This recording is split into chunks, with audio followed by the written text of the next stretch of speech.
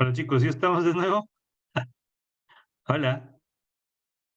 Sí, doctor, sí lo escuchamos. Ay, ya que nos estaba, yo estaba que seguía hablando y no me había. Ya, disculpen, vamos. ¿En dónde se quedaron? ¿Hasta dónde? Hola.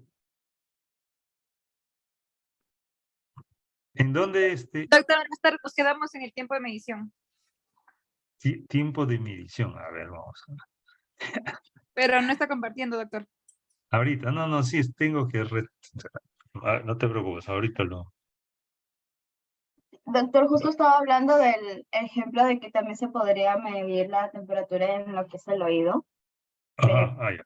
desde Así, 5 meses a los niños. Ajá. ahorita retornamos. Esto sí lo vieron, ¿no? Hola, esto sí, inicio, eso sí, ¿no? Hola. No, doctor, nos hemos quedado antes. Antes, Estábamos todavía en introducción, me parece. No, una después de esa, una la después. siguiente. La medición de la temperatura. Regrese, doctor. La diapo 10, Ahí, doctor. esa. Ya, Sí, bueno, la no de importa, lo, medición. lo repetimos. No, ¿sí? Bueno, entonces saben que estamos hablando sobre la medición, sobre el ritmo circadiano, que ya saben, tiene los horarios donde hay mayor temperatura y donde hay menor, ¿no? También, entonces, vamos a quedar de que el estándar de oro siempre es la medición rectal, por si acaso, ¿no? Y con termómetro de mercurio, no con termómetro digital. Y recordarles de que los termómetros que conocemos un mercurio de cinta que lo ponen en la frente son los menos, todavía menos fiables. Los digitales que están teniendo preponderancia, el infrarrojo y hay otros con sensores que tenemos actualmente, ¿no? Es importante el tiempo de medición que habíamos hablado, que es un lapso de 3 a 5 minutos, ¿no? El promedio. Ya, va a depender de muchas cosas, ¿no? A veces, dice, doctor, ¿cuándo 3, cuándo 5? ¿No? Si tú tienes un niño que sabe que tú lo pones y a los 3 minutos, pues marca 39,5, 40, 41, ya tú tienes que tomar actitudes prontas, ¿no? Tampoco no vas a esperar que te siga subiendo, ¿no? Entonces, eso es muy importante, ¿no? Y también hay una correlación de acuerdo a los signos, a los sitios, que lo vamos a ver luego rectal, bucal y axilar, ¿no? Vamos a ver la diferencia más o menos promedio que hay, ¿sí? Los tipos de termómetros, ¿no? Siempre con el de mercurio. Se había estado dejando de usarle por esta situación que ustedes conocen del daño tóxico que en relación al mercurio, ¿no? Pero por ahora es el que nos da mayor fiabilidad, a lo menos en nuestro medio, ¿no? Las fases de la fiebre, bueno, lo voy a recordar o repetir. Entonces, tienes la son tres fases, ¿no? Ascenso, meseta y descenso. Entonces, ustedes pueden notar que a veces el niño viene, y hay que, acá justamente les voy a hacer hincapié, el niño comienza a presentar manos frías y la madre dice, entonces sus manos y los piecitos se han puesto frío y la cabecita estaba caliente.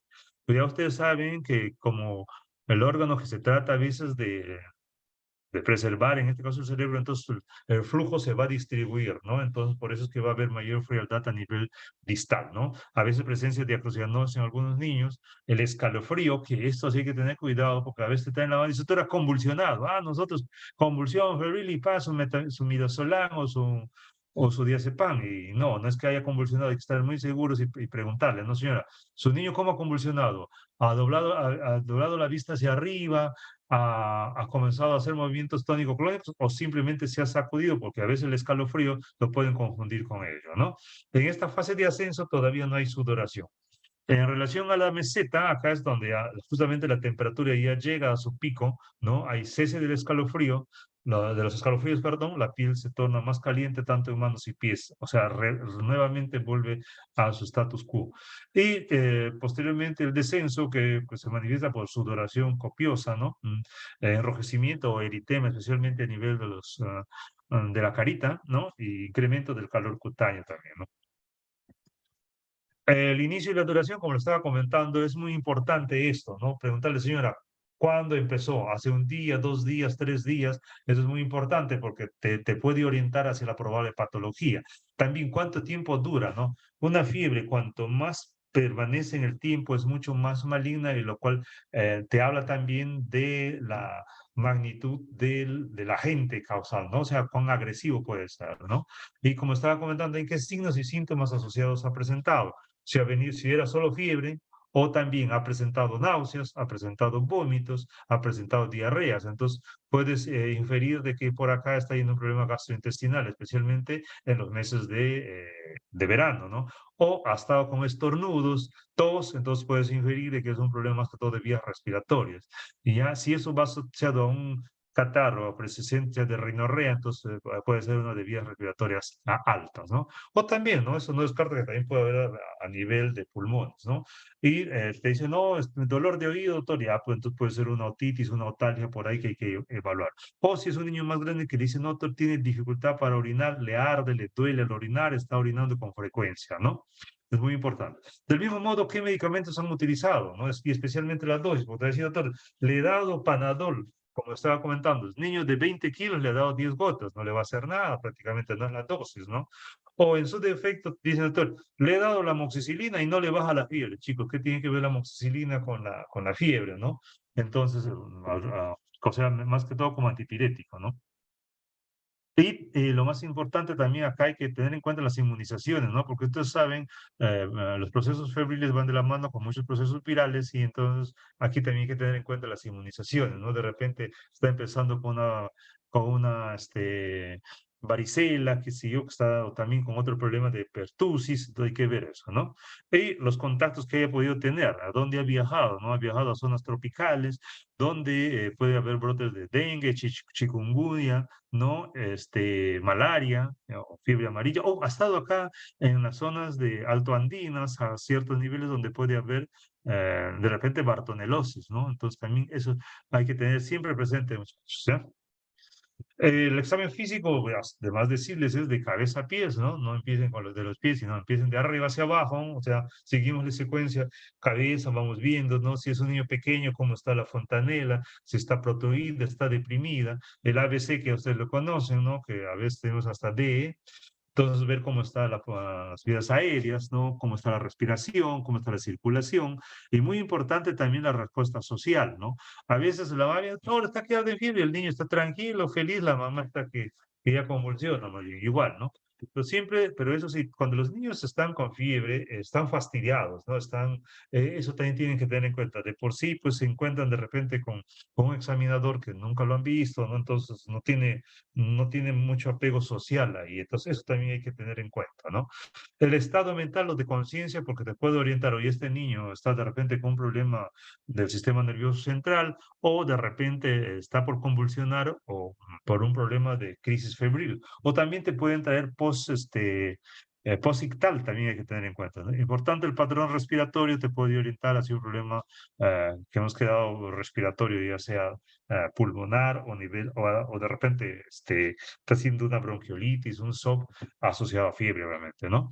Tener en cuenta los problemas de repente a nivel de la piel también y de paso ver cómo está la perfusión periférica, ¿ya? ¿Qué factores podrían afectar a la apariencia clínica? A todos los chicos siempre les digo cómo luce, ¿no? Cómo luce el paciente, ¿no? Eso es en términos generales, no solo el paciente, sino una persona, ¿no? Entonces, ¿cómo luce? Si luce bien, cómo interactúa, ¿no? Eso es muy importante a tener en cuenta, ¿no? Entonces, acá siempre tienen que tener en cuenta estos dos aspectos, los factores intrínsecos y los factores extrínsecos, ¿no? En relación a los factores extrínsecos que van a afectar la apariencia clínica, son qué tipo de infecciones. Si es una infección que está presentando, por ejemplo, un niño con vómito, diarrea, obviamente su apariencia va a estar decaído, ¿no? Deshidratado, ¿no? Preguntar siempre sobre hambre o sed. Un niño que te dice, sí, doctor, está comiendo normal, ha tomado su leche o más grandecito comió su almuerzo, como que la cosa no va mucho, ¿no? También sobre la sed, doctor, no quiere tomar nada, todo lo que toma lo vomita, es otro factor que hay que tener en cuenta, ¿no? La presencia de cómo deambula, ¿no? Tú tienes un niño de 8 años que viene cogiéndose la fosa ilíaca derecha, uy, ya es una apendicitis probable, ¿no? O de repente, qué sé yo, algún tipo de cólico por ahí que está viendo, ¿no? También si es un niño de edad intermedia, ansiedad cuando los separas de los padres, cuando los dejas ahí, siéntese un ratito y el papá o la mamá se mueve, ahí hay que tener en cuenta. O también por la presencia del examinador, ¿no? Como le he comentado, ver el grado de deshidratación y también acá entre los factores extrínsecos va la experiencia del observador o del examinador. Entonces, como chicos, ustedes, las sugerencias, si vean varios casos, miren, ya he visto, ya ese es el mismo. No, no es el mismo. Cada caso es particularmente diferente porque los niños no tienen el mismo peso, no tienen la misma edad, no tienen el mismo desarrollo o la misma interacción a nivel sociofamiliar, ¿no? Y entre los factores intrínsecos, dos que tienen mucha importancia, el estado de desarrollo psicomotor del niño y su inmadurez o madurez inmunológica, ¿no? Son los que van a afectarte en el grado de desarrollo de la fiebre, ¿no? Y bueno, llegamos a la fiebre, ¿no? Como definición como tal, entonces se define a la temperatura mayor de 38 grados centígrados, ¿no? El término febrícula, o sea, se reserva para la temperatura entre 37 y 38 grados. Acá luego vamos a ver, chicos, donde, pero usted me dice una cosa y es otra, no. Esto que quede claro, que es la temperatura mayor de 38 grados, ¿no? A nivel rectal. Y también hablamos de subfebril, entonces subfebril es justamente por debajo de 38, 37.5 a 38, ¿no? Entonces, acá y esto es lo que les he dicho, las relaciones o cómo se puede vincular determinadas temperaturas, ¿no? Entonces, la temperatura corporal mayor a 38 grados es la fiebre, pero en la boca 37,8 o 37,6 en la axila, ¿no? ¿Por qué? Porque se extrapolan con estas temperaturas una equivalencia a la temperatura rectal, ¿no? Entonces, pero el gol estándar, ya ustedes saben, chicos, eso es, ¿no? En relación a la definición como tal, ¿qué pues vendría a ser la fiebre? Entonces, la fiebre es una respuesta inmunológica, fisiológica, ¿no? Sobre todo fisiológica, ¿no? Y que el organismo responde a una infección, a una agresión, ¿no? Que va a estar inducida por varios tipos, no solamente virales, sino también bacterianos, ¿no? O, como vamos a ver más adelante, también puede ser por fúngicas, ¿no? Y acá, tener en cuenta de que la mayoría muchas veces son triviales, son banales y que no van a repercutir demasiado sobre el niño, ¿no? Y la fiebre como tal, pues ayuda a impedir la proliferación de estos agentes y va a mejorar la respuesta defensiva del individuo. Hay un antecedente hace muchos años atrás de que entendiendo esto, de que la fiebre actúa como un mecanismo de defensa y muchos virus y gérmenes no soportan de manera continua determinado tipo de temperatura, se generó investigaron sobre un producto que se llamaba pirogenal. En Japón fue eso, tengo entendido. Y que se inyectaban los pacientes que estaban, por ejemplo, con una gripe, una fiebre, y elevaba la temperatura hasta 38,5, 39, por 2 horas aproximadamente. Y luego del cual, pues obviamente los agentes, obviamente dependiendo de la inmunogenicidad que podía tener, ¿no? Entonces, el proceso infeccioso disminuía, cedía, ¿no? Pero chicos, ustedes se imaginan estar 2 horas o un poco más con esa temperatura, pues entonces, lo cual no prosperó este producto, ¿no? En relación a la hipertermia, entonces, es diferente, ¿no? Entonces, la hipertermia se va a producir por un aumento de la temperatura corporal por producción de calor excesiva, ¿no? O sea, con pérdida insuficiente del mismo, sin que cambie el punto de ajuste del hipotálamo, ¿no? Que es donde está el centro termorregulador. Entonces, han de tener en cuenta eso. ¿Cómo está? ¿Está hipertérmico? No. Está hiperpiréxico, si es que quieres hablar de un niño que está con fiebre elevada, ¿no? Entonces, esa es la manera correcta, ¿no? Está hiperpiréxico, no hipertérmico, ¿no? ¿Por qué? Por lo que estamos comentando ahorita, ¿no? En relación a la hipertermia, hay otras causas que todos lo tenemos en la pantalla, que es, por ejemplo, la deshidratación hipertónica en lactante. Les llegan niños menores de un mes o un poquito más, con fiebre alta y ictéricos, ¿no? Entonces, justamente es uno de esos, una de las causas es la deshidratación hipertónica en el lactante, ¿no? Como reitero, especialmente en niños menores de 1 mes, ¿no? Se ve con mucha frecuencia.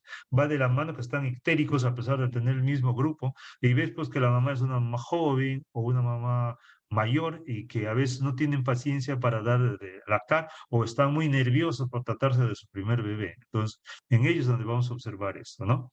También puede haber reacción a medicamentos, ¿no? Y más abajo, como vemos, intoxicación por atropina es una de las más frecuentes, ¿no? Si ustedes se comienzan a hacer un ejercicio, especialmente cuando hay mucho calor, obviamente va a producir hipertermia, ¿no? Ni hablar del golpe de calor en los meses demasiado calurosos, valga la redundancia. La otra causa es en hipertiroidismo y en anhidrosis, si ustedes saben cuando hay problema a nivel de las glándulas sudoríparas.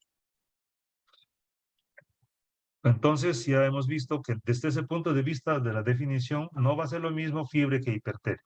Pero también, ¿por qué? Porque en la fiebre intervienen otros tipos de factores, ¿no? Por ejemplo, en la fiebre, al tratarse de un problema regulatorio a nivel del hipotálamo, entonces esta respuesta va a estar inducida por las interleuquinas, en particular por la interleuquina 1, la interleuquina 6, el factor de necrosis tumoral y el interferón, ¿no? Y en relación a la hipertermia, más bien, esto pues como hemos visto ya, se va a tratar de un desequilibrio entre la producción del calor y la eliminación del calor corporal, ¿no? Eso especialmente como he visto cuando hay los deportistas, ¿no?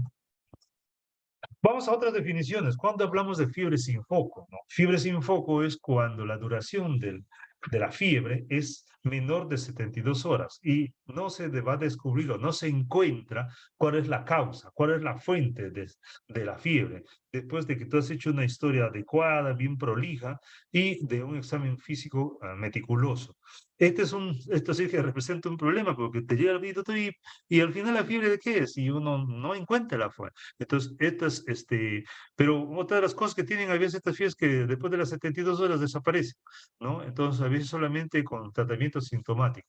Pero siempre hay que, otra vez chicos, les repito, cuando llega un paciente con fiebre, encuentran un paciente con fiebre, un niño, empiecen de manera ordenada, oído, garganta, fosas nasales, pulmones, abdomen, vías urinarias, ¿no? Entonces, examen de orina, ¿no? Salvo que haya habido diarrea, entonces una reacción inflamatoria, ¿no? Entonces, esas cosas sí, tienen que tener en cuenta. Muchas veces también nos traen, especialmente los niños más pequeños, sobreabrigados y a veces en mismo verano, ¿no? Te traen con las mantas esas polares, pues el niñito transpirando, deshidratado, y también son cosas que condicionan hasta a veces hasta medio grado que te puede subir la temperatura, ¿no?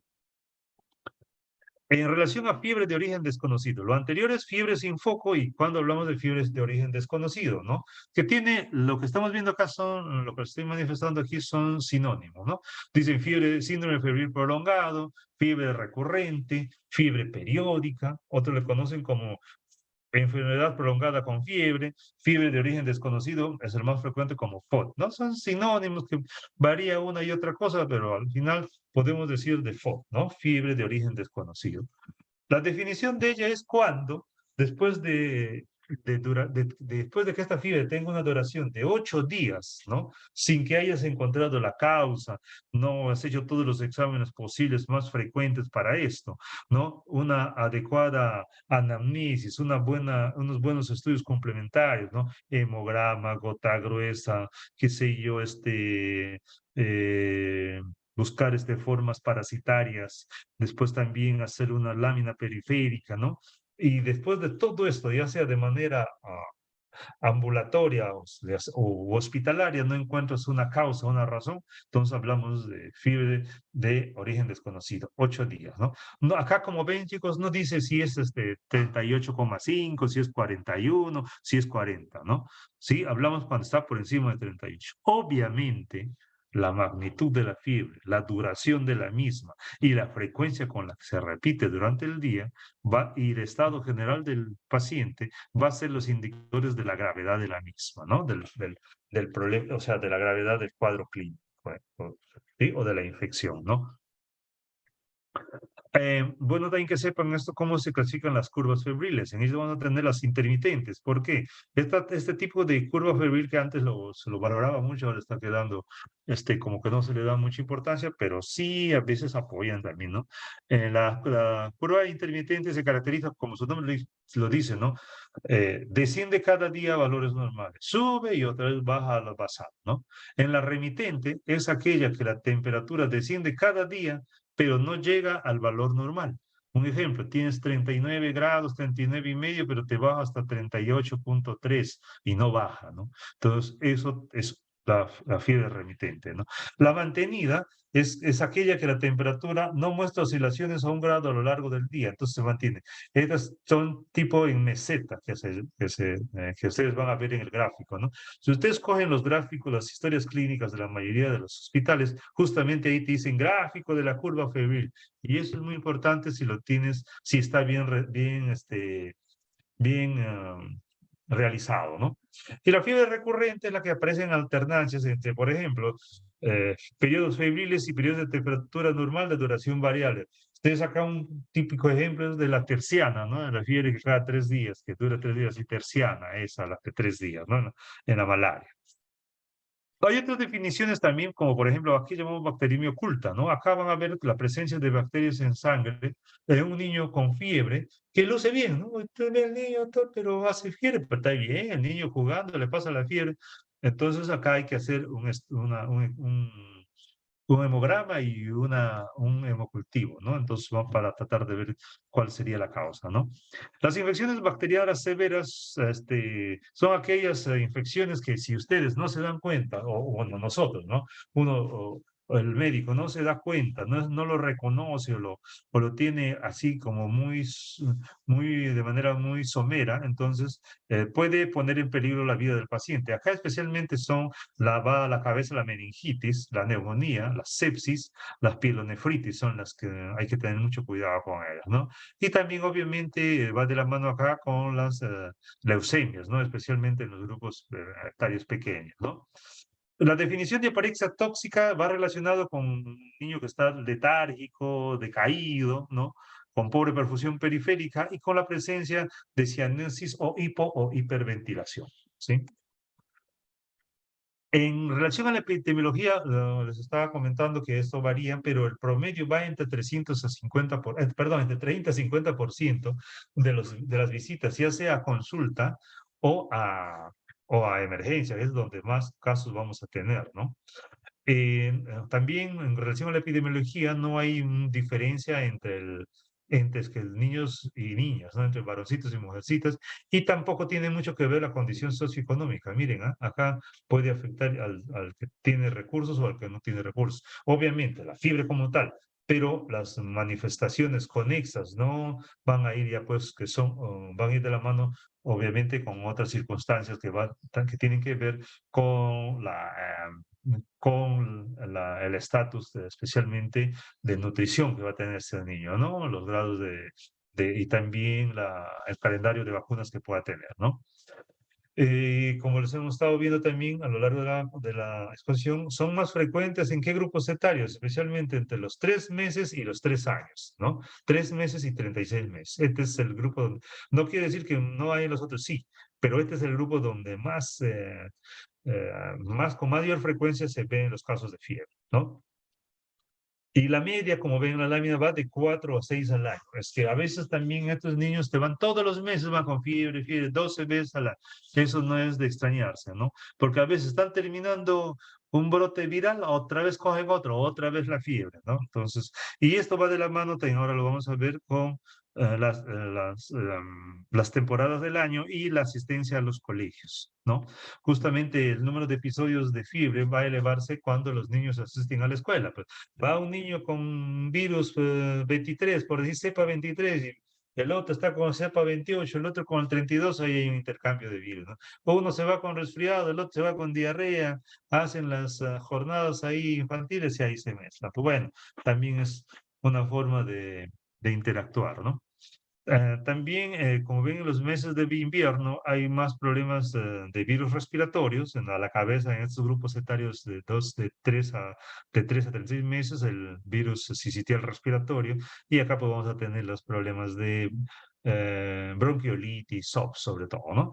Y también, como es lógico de pensar, y ustedes lo saben, la incidencia alta de virus gastrointestinales, y no solo virus, sino también bacterias, en las temporadas de verano, ¿no? En cuanto a la etiología, las bacterias más frecuentes en menores de un mes, ¿quiénes son? Ya ustedes saben, por ejemplo, la Escherichia coli, ¿no? Gram negativa, las enterobacterias, Streptococcus grupo B, Agalactae, y por ello, pues chicos, cuando ustedes tienen un problema de un niño, un recién nacido con una sospecha de sepsis, entonces nosotros tenemos que usar por lo general lo que llamamos el tratamiento empírico, ¿no? En base a una ampicilina, ¿no? Una penicilina semisintética, en este caso la ampicilina, y un aminoglucósido, que son los medicamentos de primera línea, ¿no? Ya sea la amicacina o la gentamicina, ¿no? Son los que más usamos, ¿no? Bueno, actualmente vemos una tendencia un poquito agresiva y sería bueno que ustedes también de repente pongan a leer un poco más de literatura al respecto. Estamos pasando de frente a productos como cefalosporina de tercera generación, ¿no? Y eso no está muy bien, pero bueno, son a veces procederes, ¿no? En relación también a a los niños menores de un mes, las menos frecuentes ya son la listeria monocitógenes y los enterococos, ¿no? Y más infrecuente el estreptococo pneumoniae, salmonella y Neisseria meningitidis, ¿no? Entonces, hincapié en estas tres primeras que les he comentado, ¿no? Y en base a ello, el tratamiento. Pues cuando ustedes vamos a hacer ya saben, ampicilina, amicacina o gentamicina, ¿eh? En los niños de 1 a 3 meses van de la mano ya estas tres bacterias. Tenemos el Streptococcus pneumoniae, la Salmonella y la Neisseria meningitidis, ¿no? Ahora, de 3 meses a 3 años, ya tenemos acá, sí, el Streptococcus pneumoniae, la Salmonella también, la Neisseria meningitidis, y ya se suma el Streptococcus pyogenes. Recuerden que en estos grupos etarios, ya mayorcitos, ya, como ya deambulan, ya pueden hacer otras cosas, y ya vamos a tener la presencia de problemas dermatológicos. Acá ya a veces encontramos pues, problemas de celulitis o en su defecto ya abscesos de todo tipo a nivel de tanto brazos, piernas y otras áreas, ¿no? Más de 3 años ya tenemos las enfermedades ya más localizadas, ¿no?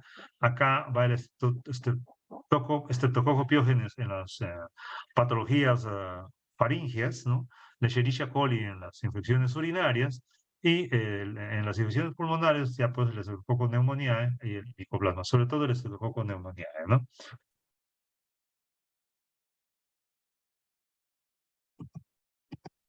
En relación a la etiología, ya hemos visto, entonces tenemos que ver algunas cosas acá, ¿no? En términos generales, si ya les iba a avanzar. Les llega un niño con fiebre, entonces vamos a ver. Niño con fiebre y signos de focalización, ¿cuáles? Entonces, está focalizándose. Otra vez, infecciones virales, otitis media aguda, gastroenteritis, son las más frecuentes en estos grupos, ¿no? Niños con fiebre sin foco, ya que acá no es que sean las únicas, sino como emergencia, ¿no? Ya también siguen las infecciones virales, pero ya van teniendo, por ejemplo, las infecciones urinarias, bacterianas ocultas hay que tener en cuenta, ¿no? En niños con fiebre prolongada o el FOT, acá vamos ampliando, ¿no? Las más comunes son acá las enfermedades infecciosas, artritis reumatoidea, hay que tener en cuenta, las leucemias, acá en va todas las otras enfermedades, ya pues tenemos que tener en cuenta cuidado con fiebre, chikungunya, dengue, ya bartonelosis, etcétera, que se han manifestado, ¿no? Un poco de lo mismo, ¿no? Haciendo hincapié, ¿no? En las infecciones pueden tener pues, la presencia de bacterias, virus, hongos, parásitos también, ¿no? En relación a las neoplasias, las más frecuentes son en grupos pediátricos, carcinomas, linfomas también, ¿no? En cuanto a las hemopatías, leucemias, aplasias medulares, crisis hemolíticas y síndromes mieloproliferativos. Los inmunológicos también tienen algunas veces ataques de fiebre, ¿no? Dentro de ellos las alergias y algunas enfermedades del tejido conectivo, un poco más raro, pero se encuentra. También niños un poquito mayores, por supuesto, ¿no? También hay que tener en cuenta la etiología en relación a las necrosis, por ejemplo, traumatismos, ¿no? Gangrenas un poco más raros, pero es bueno, ¿no? En cuanto a endocrinos, a problemas endocrinológicos, crisis tiroidea un poco más en niñas, en niñitas o niñitos ya mayores, ¿no? Hay la fiebre fríctica, autoinducidas o ya también llamadas simuladas, ¿no? A veces hay niñitos o niñitas, o adolescentes sobre todo, ¿no? Que tratan de, a través de esto, de manifestar algún problema de depresión que hay que tener cuidado, ¿no? A veces ellos mismos frotan el termómetro hasta que se den la vuelta y te sacan esta subida la temperatura. Raro, pero ocurre, chicos, ¿ah?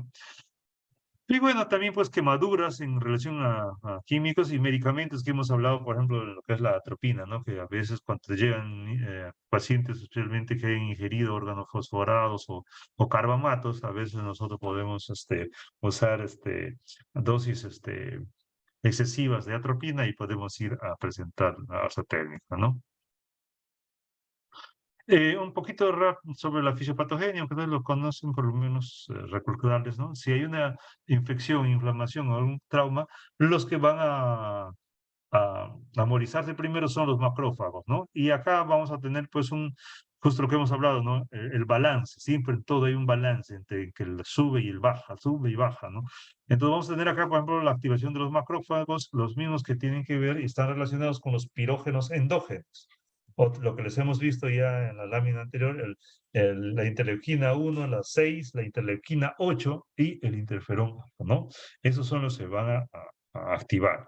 Y por el otro lado, los antipiréticos, ¿no? O sea, unos pirógenos y los otros son los antipiréticos. Acá está el IL-10 y el factor de necrosis tumoral alfa. Entonces, este balance o este desbalance van a dar la magnitud de la fiebre, ¿no? Entonces, justamente luego de activarse el hipotálamo, el set point térmico, ¿no? Ya sea más, ya sea menos, entonces igual, ¿no? Otra vez este equilibrio entre el bien y el mal, por así decirlo, ¿no? Y entonces por acá ya se inician todos los mecanismos efectores de la fiebre, ¿no? Un poco sintético sobre la fisiopatogenia.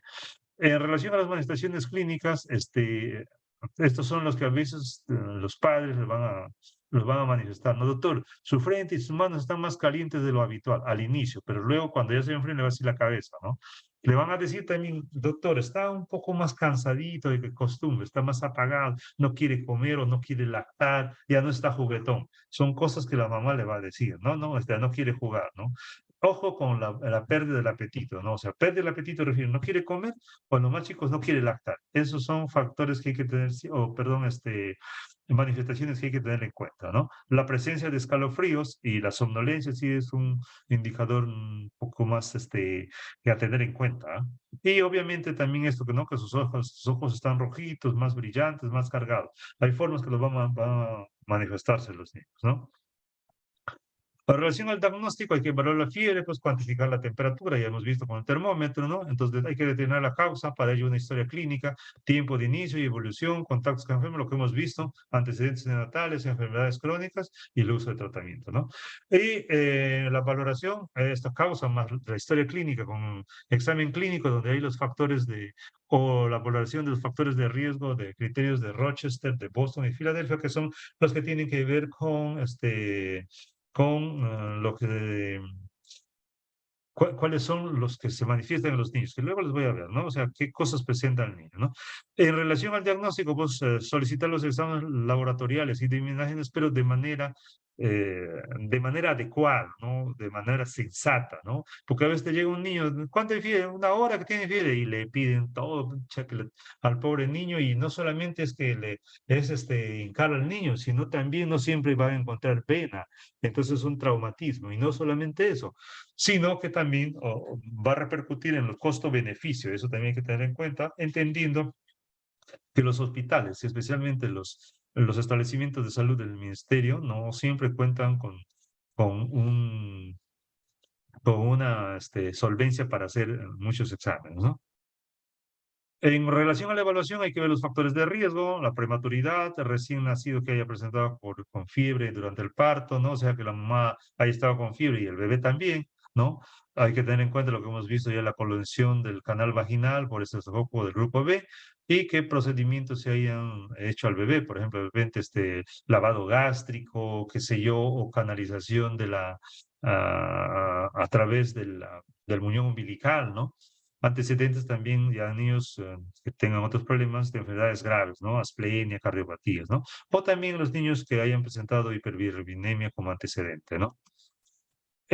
Acá algunas cosas rápidamente. En lactantes de 1 a 3 meses previamente sano con fiebre sin foco. Entonces, estos criterios de bajo riesgo son los que les he comentado, los criterios de Rochester, ¿no? O sea, por ejemplo, ¿este niño tiene criterios de bajo riesgo? No. Entonces, a este que no tiene criterios de bajo riesgo, hay que hospitalizarlo, ¿no? Realizar un hemocultivo, un urocultivo, de ser posible una punción lumbar, e iniciar con tratamientos, con un tratamiento de antibióticos parenterales, según cómo, hacia dónde orienta la clínica, ¿no? Y solicitar una revisión de todas, ¿no? Los criterios de bajo riesgo, ¿cuáles son? O sea, si este niño no tiene estos criterios, quiere decir que no es, con apariencia sana, sin evidencia de infección, recuento leucocitario entre 5.000 a 15.000, abastonados menos de 1.500 y análisis de orina normal. Y si tiene diarrea, leucocitos fecales menos de 10 centímetros. Estos son los criterios de bajo riesgo de Rochester que hemos hablado, ¿no? Si es que tiene estos criterios de bajo riesgo, o sea, está apariencia sana, no hay infección, entonces manejo ambulatorio. Tenemos dos opciones. La primera, le pedimos un hemocultivo, un urocultivo. Esta de punción lumbar sí lo tengo medio ahí, lo dejo ahí en observación, porque no necesariamente tienes que hacerle a un niño que le vas a dar manejo ambulatorio una PL, ¿no? Otros dicen iniciar manejo con ceftriaxona, pero va a depender un poco de qué estás de repente sospechando, ¿no? La otra observación es, la otra situación es la opción 2, un hemocultivo, un urocultivo, y lo observas. Eso sí, lo reevalúas a las 24 horas o 48 para ver cómo van los cultivos y también cómo va la evolución de la fiebre y si de repente ha presentado alguna otra manifestación clínica. En los niños de 3 a 36 meses, o sea, de 3 meses a 3 años previamente sano, con fiebre sin foco y apariencia no tóxica, acá, temperatura mayor de 39 grados, no. Entonces, no le haces nada, ni diagnóstico, solamente le das paracetamol o ibuprofeno con horario y le dices que vuelva 48 horas después, salvo que presente alguna condición clínica que se haya deteriorado o haya estado. Pero sí, si tiene una temperatura mayor de 39 grados y medio, acá cambia. Pides un hemograma y un examen completo. Si los leucocitos son mayor de 15.000 o los recuentos mayor de 10.000, sí, un hemocultivo e inicia este antibiótico vía oral, ¿no? Lo reevalúas a las 24 horas, a 48 horas, sí persiste la fiebre, en el caso si es que no tiene esto, ¿no? Ahora, si hay leucocitaria, si hay leucocituria o esteracia leucocitaria, nitritos sin orina, si hay, entonces inicia el tratamiento, acá dice sí, ¿no? Inicia el tratamiento con para una infección de vías urinarias, ¿qué? Va a depender de qué puedes usar, va a depender del grupo etario, ¿no? Entonces puedes usar de repente, si no es mucha la presencia, estás pensando en una infección de vías urinarias bajas, entonces puedes usar macrodantina o la nitrofurantoína, ¿no? O si no, también puedes usar, otro manejo es una alternativa, el uso de amicacina en una sola dosis diaria por unos 2-3 días y su reevaluación, ¿no? No hay esto, entonces lo reevalúas en 24 horas a 48 si persiste con fiebre. Si no, ya, pues azúcar, ¿no? Como ven acá, siempre hay que reevaluar el tratamiento con cultivo de 24 a 48 horas. Pero eso va a depender, pues, en qué establecimientos puedas tener. Como siempre les digo, chicos, la medicina es ciencia y arte. A veces tú tienes toda la buena voluntad, tienes todos los conocimientos y no vas a tener siempre todos los medios. Y ahí es donde ya no, lamentablemente, la ciencia a veces ya no te va a ayudar mucho. Entonces, ya es tu arte de medicar, tu arte de decidir, de arte de definir, voy por esto, ¿no? Esto es lo más frecuente, me parece que esto, y ahí tienen que sumar clínica, el conocimiento de ustedes y el estado general del niño y su raciocinio, ¿no? Niño de 3 a 36 meses con fiebre sin foco y apariencia tóxica. El anterior ha sido sin apariencia tóxica. Este con apariencia tóxica, acá sí cambia la cosa. De frente lo hospitalizas, ¿sí? Porque acá sí hay que tener cuidado porque en este grupo etario hay que tener cuidado de la sepsis y ustedes saben que la barrera hematoencefálica no está del todo todavía desarrollada y por lo tanto estos niños rápidamente pueden hacer una MEC, ¿no? Entonces acá sí es una evaluación completa para sepsis con los exámenes que figuran acá, hemograma, examen de orina, PLC, cultivos, radiografía de tórax, si hay dificultad respiratoria, obviamente, pero si ustedes están sospechando de una presencia tóxica igualito, no haya dificultad o sí, tienes que pedir una radiografía de tórax, ¿no? Reacción inflamatoria en heces, ¿no? Y otros cultivos PCR, BCG, ¿sí? Antibióticos parenterales puedes usar ceftriaxona o ampicilina más un aminoglucósido. ¿Por qué? Porque con esto estás coberturando gran positivos y gran negativos, ¿no? Y una revaluación de los resultados de cultivos en 24 a 48 horas. Ahora el tratamiento. ¿Por qué debemos bajar la fiebre o no debemos bajar la fiebre? Sí, lo que ocurre es que sí hay que bajarlo. ¿Por qué? Porque en los niños va a generar malestar, disconfort, fastidio y preocupación en los padres y en los familiares, ¿no? Entonces ellos lo que quieren, es más, no les a veces ni les interesa porque tienen la fiebre, quiere que lo baje la fiebre. Entonces acá también hay algunos que van a decir, ok, doctor, ponle la ampolla. Y otros van a decir, no, no, doctor, quiero un jarabito. Pero a un niño con 41.2.5 de temperatura, jarabito, olvídense pues, ¿no? Entonces ahí ustedes tienen que persuadir, a ver si decirle, bueno señor, este niño está con mucha fiebre, yo le sugiero un inyectable de metamisol y más bañarle. Y decir, no, no, ¿cómo le va a bañar? ¿Le va a dar neumonía? No, tiene que bañar. En todo caso, ya es bajo su responsabilidad lo que yo le estoy prescribiendo. Es decir, tiene que ponerse también un poco, manifestar eso, ¿no? Porque, bueno, en todo caso, si convulsiona, ya es su, es su decisión, ¿no? Entonces, ¿por qué bajamos la fiebre? Porque hay que disminuir o aliviar el disconfort, hay que prevenir complicaciones. Bueno, dentro de ellos, bueno, complicaciones en qué casos? Cuando hay anemia crónica, cuando hay cardiopatías, cuando hay neuropatías, ¿no? Ahora, también puede la temperatura elevada de por sí presentar crisis febriles o en los niños que tienen problemas epilépticos, los que tienen parálisis cerebral infantil, PCI, también son más propensos a convulsionar así no tengan una temperatura muy elevada, ¿no? Y como ven en la lámina también, las temperaturas por encima de 41 grados centígrados son muy peligrosas.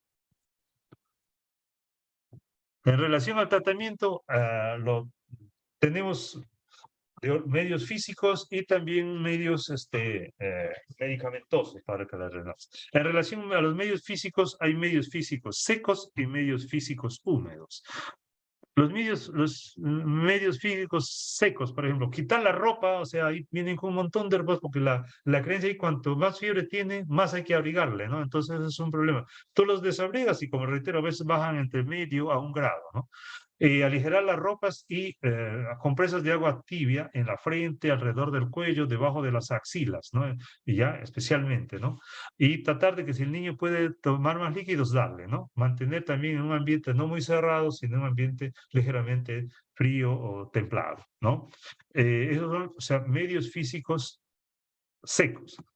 Y hay también los medios físicos húmedos, y esto va con el baño, ¿no? Pero no bañar con agua fría, sino con agua tibia, ¿no? Porque si no hay un efecto rebote, ¿no? Tampoco el baño disolviendo agua con alcohol, o acá usan mucho una sustancia, bueno, en general en Perú, que se llama vinagre bougie, ¿no? Que también lo disuelven un poco agua y lo bañan al niño.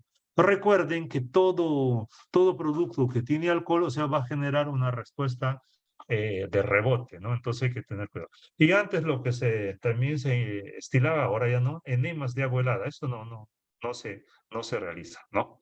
Ahora, el baño al niño pequeño, de unos 15 a 20 minutos promedio. Ahí está sentado el niño, está feliz, y la mamá que convulsiona porque le estás bañando a su niño que le va a dar neumonía. Y no es así, ¿no? En relación al tratamiento farmacológico, uno de los productos que no deben usar son los salicilatos, o sea, la aspirina. ¿Por qué? Porque va a condicionar la manifestación del síndrome de Rayet, ¿no? Entonces, los productos que más usamos son acetaminofén o paracetamol, ¿no? La dosis va de 10 a 15 miligramos por kilo dosis cada 4 o 6 horas y no exceder de 4 gramos al día. Cuanto más pequeños los niños, hay que usar dosis de 15 miligramos. Es más, les sugiero esa dosis, ¿no? 15 miligramos promedio, ¿no? Porque a veces le das 10 y no siempre hace efecto, ¿no? Promedio 15 miligramos para paracetamol. El otro producto y que lo usan bastante en los Estados Unidos es el ibuprofeno. Ya saben ustedes, es un derivado del ácido propiónico. Y la dosis recomendada es de 10 miligramos por kilo dosis, ¿no? 10 miligramos. Si bien es cierto, en la lámina dice 5 o 10, que es lo que he encontrado, pero la verdad que la mayor parte de la literatura recomienda 10 miligramos por kilo dosis. Y el metamisol, bueno, saben que los americanos no usan esto, pero nosotros sí. Da buen resultado, a lo menos con los cuadros febriles de mayor temperatura, ¿no? Y la dosis es de 20 a 30 miligramos kilo, ¿no? Normalmente en niños mayorcitos, ¿no? En niños menores, no se les ocurra usar, ¿no? ¿Qué más tenemos? Bueno, y el consejo a los padres, ¿no? Siempre dialogar a los padres, mire, explicarle, mire que la fiebre es una respuesta normal, ¿no? Y que así reacciona el organismo a las infecciones. Normalmente no hay mayor cosa negativa, salvo que la crisis febril, las convulsiones que hay que explicarle, ¿no? Y que se acompaña a veces de poco apetito, poca actividad y a veces un poco de sueño, ¿no? Le explican también que va a durar lo que dura la enfermedad y van a ver que a veces cuando tiene un niño hospitalizado, la mamá ya quiere que al día siguiente no tenga fiebre. Y no es así, ¿no? Y a veces también los mismos médicos a veces somos muy impacientes. No pasan ni 48 horas y ya estás rotando el antibiótico. Y la sugerencia es después de las 72 horas, ¿no? Y ya saben que es explicarles a los padres que es un mecanismo de defensa corporal, ¿no? No siempre hay que dar el tratamiento a la fiebre, ¿no? Y que lo que más importante es su estado general, ¿no? Eso hay que explicarle muy bien, ¿no? Bueno, chicos, eso era lo que les quería presentar. Tratado de ser lo más rápido, entendiendo, como digo, su preocupación también por los problemas climatológicos, ¿no? Bueno, espero que no se hayan, no se hayan afectado a nadie, como le dije al inicio, ¿sí? Muy bien, no sé si ha satisfecho sus expectativas, espero que haya eso ocurrido, ¿sí? ¿Sí? No sé, Sí, doctor, muchas gracias. Muy clara la clase. ¿ya? Muy bien, pues chicos, si no hay más nada, sigan cuidándose, ¿ya? No, hay que estar en la casa, no Doctor, manipular los cables eléctricos, que saben, ¿no? Sí, dime Antonio, dime Abel, doctor, una pequeña duda nada más, ¿no? con respecto al metamisol, ¿a partir de qué Sí, edad más o menos ya podríamos usarlo? Me parece mira, que, ya. ajá. Sí, mira, te comento, hay metamisol intramuscular y en vía oral. ¿A cuál te refieres más que todo? ¿A Antonio? Bueno, sí, sí, por ejemplo, yo, bueno, yo comenzaría con el vía oral quizás, ¿no? Pero ¿con cuál hay más problema? No sabría. Ya, ok, no, sí, a eso voy. Por eso es que, para aclararte, la vía oral normalmente lo puedes dar inclusive después de los 6 meses, ¿ya? Por vía oral. La intramuscular se recomienda por encima del año, ¿ya? ¿Por qué? Es que ¿tú sabes cuál es el efecto secundario más frecuente del metamisol? Es la hipotensión, ¿no? Entonces hay que tener cuidado con eso. Por eso es que se recomienda. Ahora, en relación a la vía oral, algunos recomiendan, sí, 6 meses. ¿Por qué? Porque la dosis le vas a dar, tú lo puedes, lo puedes, indicar yendo siempre a la, a la dosis un poco más mínima, ¿no? Dice 1 kilo, una gota que te van a poner ahí, pero disculpa, Mariana, entonces, pero, ¿por qué? Lo más importante, ¿por qué? A ver, el problema es de que también en los niños más pequeños, la, el hígado está inmaduro, ¿no? Y el metamisol pues, tiene uno de sus problemas que también es hepatotóxico, ¿no? También es nefrotóxico, pero sobre todo hepatotóxico. Entonces, si tú tienes un niño que todavía tiene todos estos problemas de inmadurez, entonces no es recomendable, ¿no? Ahora, es más, a los niños pequeños, cuando al neonato, menores de 1 mes, menores de 28 días exactamente, en lo posible no dar ni siquiera paracetamol, a ellos hay que bañarlos, ¿sí? Por lo mismo, ¿no? Porque el paracetamol también es hepatotóxico. Y en estos niños que todavía tienen con más razón el hígado todavía más inmaduro, entonces no se recomienda, ¿no? No sé si eso ha respondido a tu inquietud o... A ver, Sí, sí, doctor. Sí, ¿sí? gracias. Sí, no hay de qué.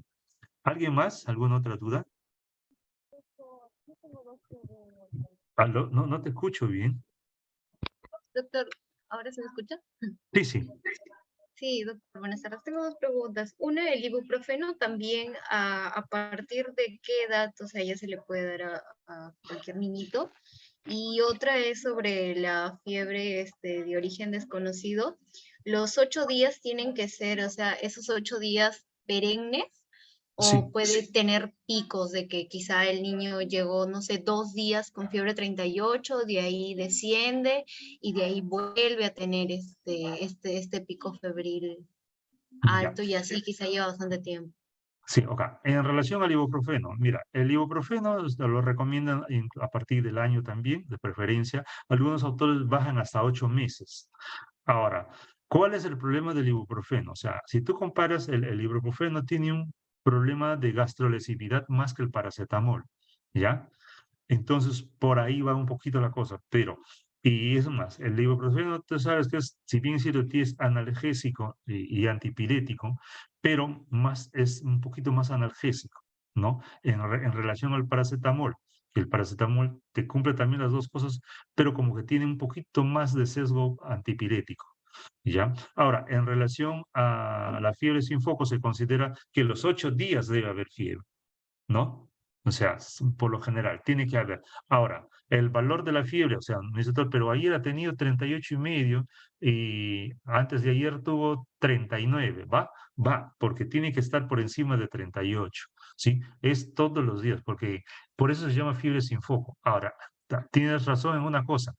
Un ejemplo, justo en el 6.º día se te va la fiebre, entre comillas, y de repente te aparece de nuevo el 10.º día, pero solamente te has saltado un día y no has definido todavía y no has encontrado la causa, ¿no?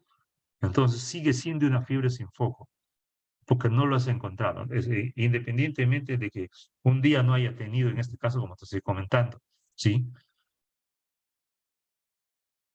Ya, doctor. Entonces, si ya llevo igual varios días prolongados, quizá uno no, pero continúa, entonces sí se puede considerar fiebre de Claro, origen claro, o sea, desconocido. y más aún si no has encontrado la causa, ¿no? Y cuando eso hay, sí tienen que, o sea, sean, y qué les digo, no sé si la palabra es solidario, pero, o sea, demuestren al familiar que estás preocupado y que venga. Especialmente eso lo van a ver a los que van a hacer serums acá en el Perú, en las comunidades, ¿no? O sea, si tú te pegas mucho, tu paciente va a ese doctor, si esa doctora sí es preocupada. Y eso, y de paso, independientemente de les va a permitir llegar a un diagnóstico y no hay mejor satisfacción que después de que te has roto la cabeza toda una semana sin encontrar la causa, justo en el 7.º, 8.º o por ahí día la encuentras, ¿no? Pucha, ya es no tanto buscar también, ¿no? Eso es bueno, sí, ¿no? No sé si alguien más tiene alguna otra pregunta. Bueno, muy bien. Ok, chicos y chicas, ¿no? Agradecerles su tiempo, ¿no? Y haber compartido con ustedes esta pequeña, este pequeño tema, ¿ya? Ok, feliz tarde a todos, cuídense mucho, ¿ya? A cuidarse del temporal, ¿sí? Gracias. Gracias, doctor. Hasta luego. Gracias, doctor. Gracias, Hasta luego. doctor. Gracias, doctor. ¿Nos podría pasar sus diapos a la delegada ¿Ya? de grupo? Ya, ok. Gracias, Gracias. doctor. Ya, Buenas ok, tardes. ok. Buenas tardes.